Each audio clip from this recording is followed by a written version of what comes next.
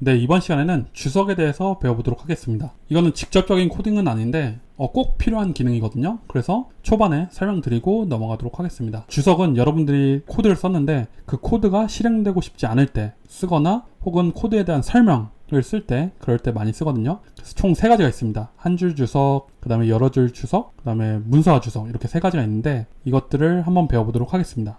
그러면 플레이그라운드로 넘어와서요. 여기에서 한 줄 주석부터 해보도록 하겠습니다. 여기 코드들이 있잖아요. 이 코드 맨 앞으로 와서 그 Shift 왼쪽에 있는 물음표 있죠. 물음표를 Shift 안 누르면은 이런 기호가 나오잖아요. 슬래시 기호. 이 슬래시를 2번 치면은 그러면은 이 줄은 무시가 됩니다. 주석이 된 거예요. 그래서 이렇게 하고 실행이 되면 자동 실행이 역시나 조금 늦네요. 기다려도 늦는 것 같으니까 그냥 저는 자동 실행을 꺼놓겠습니다. 역시 신뢰를 저버렸네요. 꺼버리고 저는 요걸 눌러보겠습니다.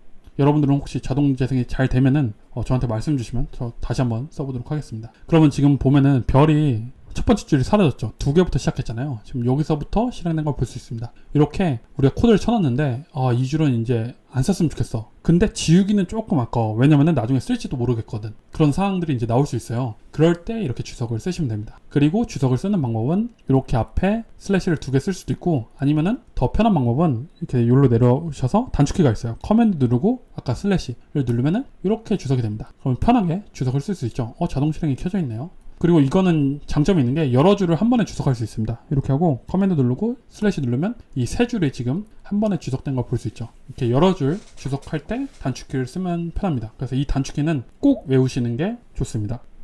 이게 첫 번째 한 줄짜리 주석을 하는 거고요. 지금 요것도 3줄을 했지만은 각각 주석이 된 거죠.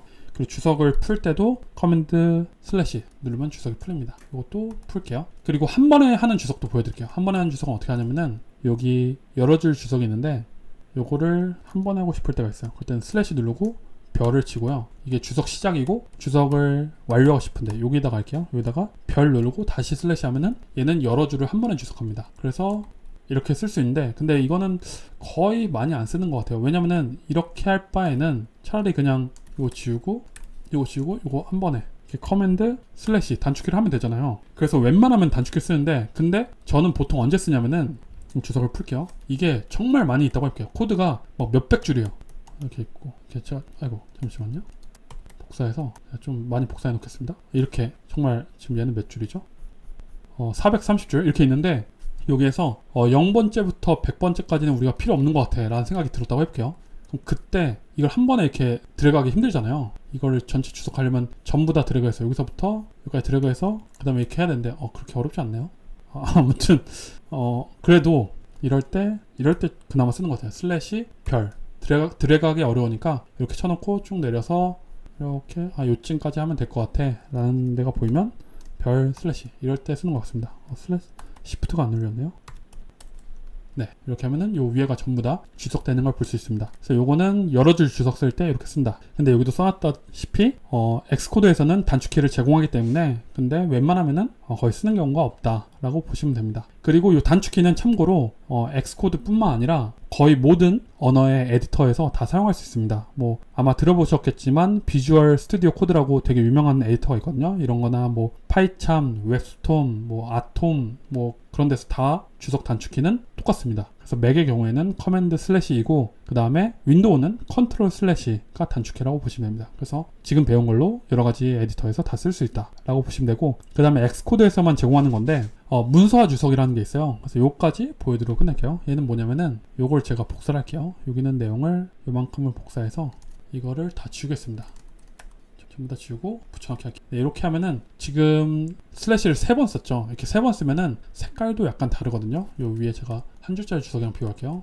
이건 한 줄짜리 주석입니다. 이렇게 쓸 수도 있고 이렇게 쓸 수도 있어요.